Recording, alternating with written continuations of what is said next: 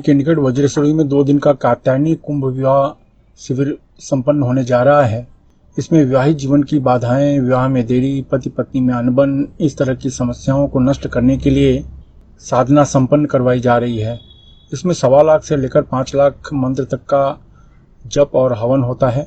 अगर आप इस साधना में भाग लेना चाहते हैं तो नीचे डिस्क्रिप्शन में लिंक दिया है, वहां से फॉर्म भर सकते हैं। मुंबई के निकट माता बगलामुखी मंदिर के निर्माण के लिए आपके सहयोग की अपेक्षा रखते हैं। अगर आप सहयोग करना चाहते हैं तो पेटीएम, बैंक ट्रांसफर या यूपीआई से दान कर सकते हैं और ये दान इनकम टैक्स में आयकर धारा 80G के अंतर्गत टैक्स में छूट का लाभ ले सकते हैं। इसके बारे में अधिक जानकारी नीचे डिस्क्रिप्शन में दी गई है। नमस्कार, दिव्य योगासन की तरफ से आपका हार्दिक स्वागत है।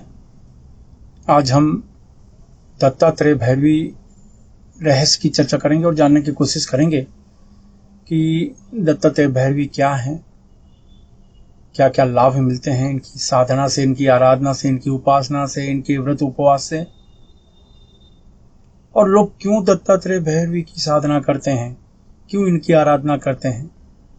भगवान दत्तात्रेय की अगर हम बात करते हैं तो इनके अंदर तीनों देवों की शक्तियां समाहित होती हैं।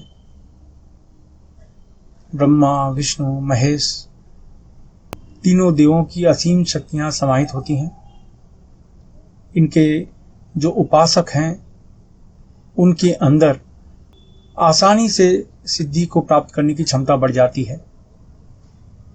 साबर साधना में इनके साधक बहुत ही माहिर हो जाते हैं, क्योंकि कहा जाता है साबर साधना के जनक भी भगवान दत्तात्रेय थे।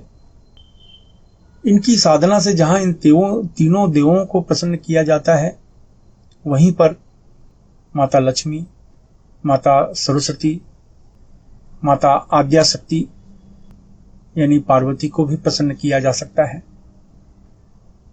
लोग इनकी आराधना इसी हेतु करते हैं।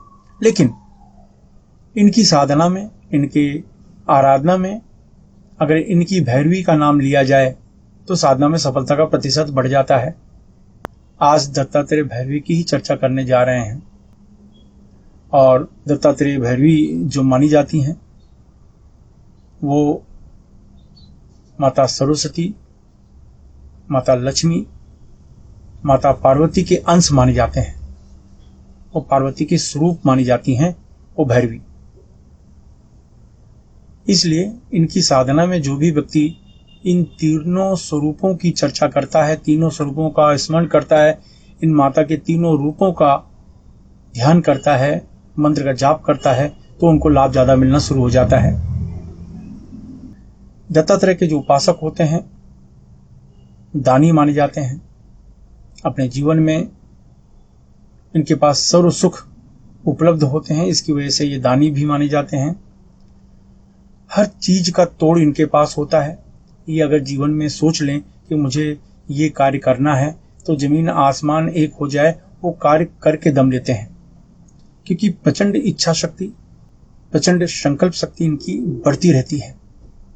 तो इनके जो साधक हैं उनकी मनोकामना हमेशा पूरी होती रहती है। आइए जानते हैं इनका अभ्यास कैसे करें। ढीले ढाले वस्त्र पहनकर किसी भी शांत कमरे में बैठ जाएं। अगर आप जमीन पर नहीं बैठ सकते हैं तो किसी कुर्सी पर या सोफे पर शांत होकर बैठ जाएं। अपने सामने लाल कपड़े पर भगवान दत्तात्रेय की फोटो रख लें, मूर्ति रख लें। मूर्ति 5 इंच के ऊपर नहीं होनी चाहिए। अब दोनों आंखों के बीच में पिंच करके, इस जगह पर पिंच करके 10 बार प्राणायाम करें। जितनी देर तक हो सके रोक के रखें, फिर धीरे से छोड़ें। इस तरीके से 10 बार आप प्राणायाम करें। और प्राणायाम करने के बाद दत्तात्रेय भैरवी मंत्र ओम द्राम द्राम द्राम दत्तात्रेयाय ऐं श्रीं क्रीं फट्। ओम द्राम द्राम द्राम दत्तात्रेयाय ऐं श्रीं क्रीं फट्। ओम द्राम द्राम द्राम दत्तात्रेयाय ऐं श्रीं क्रीं फट्। ओम द्राम द्राम द्राम दत्तात्रेयाय ऐं श्रीं क्रीं फट्। इस मंत्र का उपांशु जाप करना चाहिए, यानी धीमी आवाज में जाप करें। आपकी आवाज आपके कमरे से बाहर जाने न पाए। इस मंत्र को किसी भी माला से मंत्र का जाप कर सकते हैं, लेकिन रुद्राक्ष की माला बहुत शुभ मानी जाती है, तो रुद्राक्ष की माला से इस मंत्र का आप जाप करें। और याद रखें, जब इस मंत्र का जाप करेंगे तो विशिष्ट तरह की ये मुद्रा बना लें। 11 माला 11 दिन तक इस मंत्र का जाप करना है। 12वें दिन किसी को फल या भोजन का दान कर दें। लेकिन किसी माला से अगर मंत्र का जाप करना चाहते हैं तो ये देख लीजिए, जैसे कि ये है कि यहाँ से मुद्रा लगाई और यहाँ से आपने मंत्र का जाप किया इस तरीके से। तो ऐसा करने से आपको महसूस होगा कि आपके आसपास के वातावरण में, आपके स्वभाव में, आपके आसपास जो घट रहा है उनमें तब्दीली नजर आएगी आपको। और कहते हैं ना, जैसे पारिवारिक जीवन हुआ, विवाहित जीवन हुआ, आर्थिक जीवन हुआ, आपको ऐसा लगेगा कि धीरे धीरे वो सुधर रहा है। उनकी जो विघ्न है, उनके रास्ते में आने वाली कठिनाइयां हैं, ये धीरे धीरे दूर होती जा रही हैं। और इनमें तीनों देवों का आशीर्वाद मिलता है, वहीं पर तीनों देवियों का भी आशीर्वाद मिलता है। सरस्वती की कृपा से आपकी सीखने की क्षमता, योग्यता में बढ़ोतरी होती है। लक्ष्मी की कृपा से रिद्धि सिद्धि, सुख समृद्धि की प्राप्ति होती है। माता पार्वती की कृपा से सुरक्षा, आकर्षण, शत्रुओं को नष्ट करना, इस तरह के लाभ आपको मिलने शुरू हो जाते हैं। तो ये मंत्र आपके लिए बहुत लाभकारक है। इस मंत्र को किसी भी सोमवार को, गुरुवार को, शनिवार को, अमावस्या को इस मंत्र का आप जाप कर सकते हैं। जाप करने का समय अगर सुबह करते हैं तो अच्छी बात है, रूटीन। लेकिन आपको ऐसा महसूस होता है कि मुझे बहुत ज़्यादा समस्या है तो सूरज डूबने के बाद इस मंत्र का आप जाप करें। इससे लाभ आपको बहुत ज़्यादा मिलेगा। अब जानते हैं साधना के नियम। अपनी पूरी श्रद्धा बनाए रखें। इस मंत्र को गृहस्थ सन्यासी कोई भी जप कर सकता है। इस अभ्यास में दीक्षा की जरूरत इसलिए नहीं होती क्योंकि आप अपने आगे चक्र पर ध्यान देकर मंत्र जपते हैं। इस मंत्र से शरीर में अत्यधिक गर्मी पैदा होती है, इसलिए ढीले ढाले वस्त्र पहनकर अभ्यास करें। महिलाओं को सम्मान दें। पति पत्नी अगर इस मंत्र का अभ्यास करें तो 10 गुना ज़्यादा लाभ मिलता है। अगर आप नौकरी कर रहे हैं, बेरोजगार हैं या आप विद्यार्थी हैं, गृहिणी हैं, तो इस मंत्र को पूरी दिशा की तरफ मुँह करके जपें।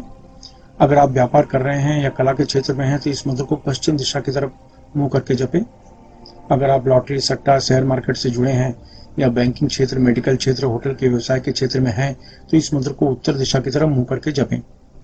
अगर आप जमीन खरीदने बेचने का कार्य करते हैं, खेती का कार्य, कोयला, लोहा, चमड़ा तथा तेल के क्षेत्र में हैं या कोई ऐसा कार्य करते हैं जिसमें आपको ब्रोकरेज देना पड़े या लेना पड़े, यानी दलाली लेनी पड़े या देनी पड़े, तो इस मंत्र को दक्षिण दिशा की तरफ मुँह करके जपें। इस मंत्र का जाप 18 वर्ष के ऊपर कोई भी स्त्री पुरुष कर सकता है। याद रखें, जब भी आप कोई अच्छे कार्य की शुरुआत करते हैं या संकल्प करते हैं, तुरंत कोई न कोई अड़चनें आनी शुरू हो जाती है। इसलिए प्रबल संकल्प के साथ अभ्यास करें।